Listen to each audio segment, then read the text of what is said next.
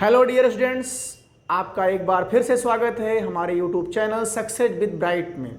आज आपको पढ़ाएंगे प्रतिशतता मीन्स परसेंटाइल। परसेंटाइल में आज आपको कुछ महत्वपूर्ण क्वेश्चन पढ़ाते हैं। जैसे पहला क्वेश्चन है, एक व्यक्ति अपने आय का 65% राशन पर, 10% कपड़ों पर, 5% अन्य पर खर्च करता है। यदि वह 80 रुपया बचा लेता है तो उसकी मासिक आय है। तो आज चार विकल्प दिए गए हैं, ए 420, बी 300, सी 400, डी 320। तो देखिए यहाँ उसने खर्च किया राशन पर 65%। यहाँ समझते हैं हम मान लेते हैं कि उसकी जो आय है, मासिक आय या आय जो है, आय बराबर उसकी है 100 रुपया। अब वो राशन पर खर्च करता है, राशन पर 65%, माने 100 का 65% हुआ 65। फिर खर्च करता है वो कपड़ों पर, कपड़े पर खर्च करता है वो 10%, तो 100 का 10% हुआ 10। और अन्य पर खर्च करता है वो 5%, मीन्स 100 का 5% माने 5। तो इस तरह से कुल खर्च किया उसने 65 प्लस 10 प्लस 5।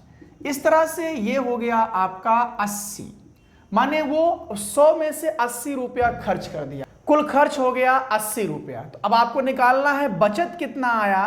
तो आपके अनुसार या जो हम लगा रहे हैं उसके अनुसार बचत हुआ 100 माइनस 80 बराबर 20। लेकिन प्रश्न के अनुसार बचत है 80 रुपया, अर्थात 20 पर आपकी बचत आई 80 रुपया। तो आप लिखेंगे 1 पर कितनी बचत हो गई, 80 बटा 20। तो आय हमने माना था 100 रुपया, तो हमको ये आय जो हमारी 100 है, तो 100 पर ये क्या होगा, 80 गुणे 100 बटा 20। अब ये देखिए 20 चौक 80, 4 का 100 से गुणा हुआ तो 400 रुपया। इसका मतलब हमने जो 100 रुपया माना था, अब ये उसकी आय हो गई 400 रुपया।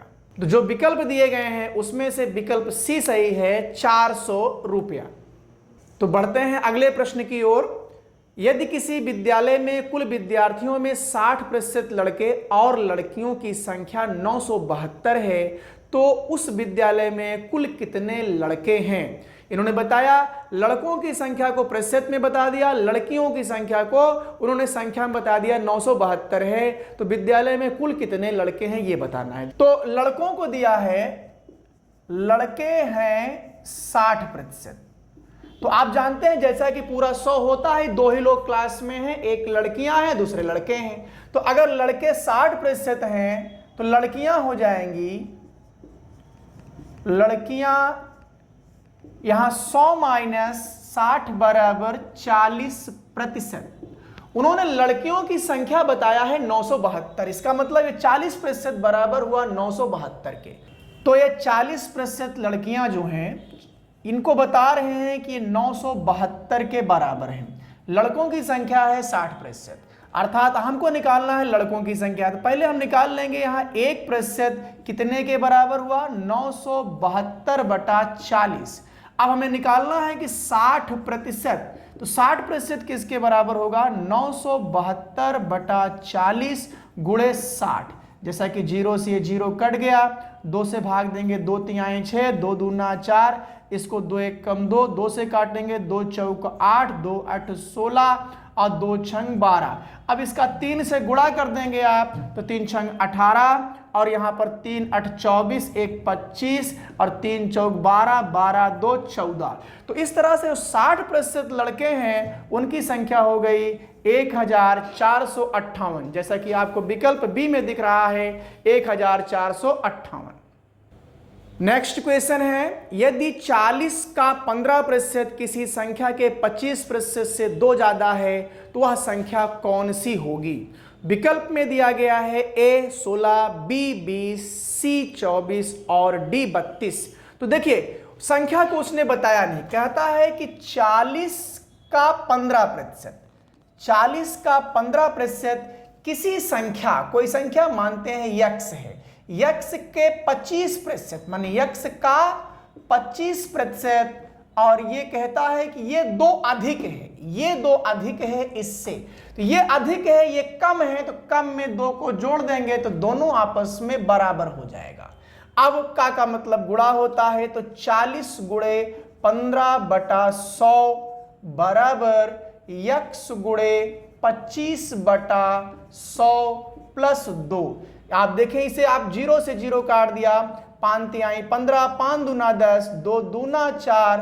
जब इसको देखें गुणा करेंगे तो 2 तिहाई 6 बराबर 25 से करना 25 चौका 100 x/4 प्लस 2। ये 2 इधर आएगा माइनस हो जाएगा, तो 6 - 2 बराबर x/4 या 4 बराबर x/4। अब इसका तिरछा गुणा होगा, इसका गुणा इसमें होगा, इसके नीचे सभी संख्याओं के नीचे 1 होता है। जहां पर कोई संख्या हर में नहीं होती है वहां पर हमेशा 1 माना जाता है, तो इसका 1 से गुणा हुआ तो x बराबर 4 चौक 16, अर्थात जो संख्या है वो संख्या आपकी आई संख्या 16 आई। जैसा कि विकल्प आपको ए में दिख रहा है, माने इस प्रश्न का विकल्प ए सही। अगला प्रश्न आधारित है चीनी पर, जिसको आप चाय में डाल के पीते हैं। तो चीनी पर है, लिखा है कि चीनी की कीमत में 20% की वृद्धि हो गई। लो, महंगाई बढ़ रही है, चीनी की कीमत बढ़ गई। चीनी की कीमत में 20% की वृद्धि हो गई। चीनी की खपत में कितने प्रतिशत की कटौती की जानी चाहिए जिससे चीनी पर हुए व्यय में अतिरिक्त वृद्धि ना हो। प्रश्न कहना यह चाहता है कि महंगाई बढ़ी तो चीनी की कीमत में 20% की वृद्धि हो गई। अब ये कहते हैं कि आपको कितनी कटौती करनी चाहिए कि जिससे जो आपके परिवार पर भार पड़ना पड़े उस पैसे का, जितना उसमें खर्च करना है चीनी पर। तो इसको गृहिणियों को समझना चाहिए। आइए समझाते हैं। देखिए यहां अब आपको यहां पर एक इसकी ट्रिक है। जो वृद्धि है, वृद्धि को बताता है कि वृद्धि हुई है 20% की, 20% की वृद्धि है। ऐसे प्रश्न को लगाने का एक ट्रिक है। क्या आपको उसने कहा कि कटौती की जानी चाहिए। कटौती का मतलब हुआ कमी प्रतिशत। क्या हुआ? कमी प्रतिशत। आप कमी प्रतिशत निकालने के लिए यहां लिखेंगे क्या, 100 गुणे जो आपको वृद्धि प्रतिशत दिया गया है, वृद्धि प्रतिशत, और बटे 100 प्लस वृद्धि प्रतिशत, वृद्धि प्रतिशत। इसमें मान लीजिए कि प्रश्न में अगर वो पूछता कितने की वृद्धि होती, उल्टा प्रश्न दिया होता तो आपका सूत्र यही होता, यहां पर वृद्धि की बजाय आप कमी करते। तो यहां पर चूंकि वृद्धि है, वृद्धि से चलेंगे, निकालना कमी है, तो आप लिखेंगे यहां पर 100 गुणे 20/100 प्लस 20। अब ये हुआ 100 गुणे 20/120। यहां 0 से 0 कट गया, 2 छंग 12, 2 तिहाई 6 और ये आया 50। इस तरह से 50/3 जब इसमें भाग देंगे तो 16 तिया 48, 2 50, अर्थात 16 सही 2/3। जैसा कि आप देख रहे हैं विकल्प में ए में 80 दिया है, बी में 16 सही 2/3%, सी 20% और डी है 45%। इसका विकल्प सही होगा 16 सही 2/3%। आइए इस वीडियो का ये अंतिम प्रश्न है जो कि क्षेत्रफल पर आधारित है। किसी आयत के क्षेत्रफल के विषय में चर्चा हो रही है। आइए प्रश्न देखते हैं। यदि किसी आयत की लंबाई 40% बढ़ा दी जाती है और चौड़ाई 20% घटा दी जाती है तो आयत का क्षेत्रफल कितने प्रतिशत बढ़ जाएगा। तो इसकी एक ट्रिक है। जो आपके क्षेत्रफल में वृद्धि हो रही है, क्षेत्रफल में वृद्धि,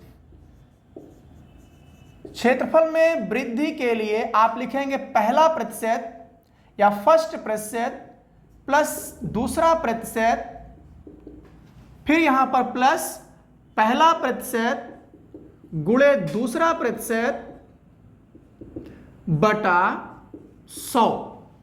अब अगर वृद्धि हो रही है तो उसे प्लस लिखेंगे और अगर कमी हो रही है तो उसे माइनस लिखेंगे। देखिए यहां पर पहला प्रतिशत उसने कहा है कि लंबाई में 40% बढ़ा दी जाती है, अर्थात वृद्धि हो रही है। आप यहां लिखेंगे 40 प्लस, फिर कहता है चौड़ाई में 20% घटा दिया जाता है, घटाने का मतलब कमी, आप यहां लिखेंगे माइनस 20%। और उसके बाद फिर लिखेंगे प्लस, यहां पर पहला है 40 गुणे दूसरा है -20 और बटे यहां पर 100। 0 से 0, 2 0 ये कट गए।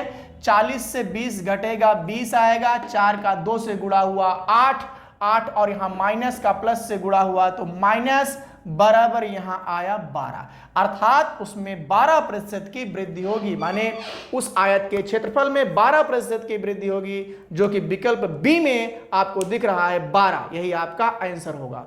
तो उम्मीद है कि आज की वीडियो में आपको ये समझ में आया होगा। फिर मिलेंगे आपको नेक्स्ट वीडियो में और अच्छे अच्छे प्रश्नों के साथ। तब तक के लिए नमस्कार।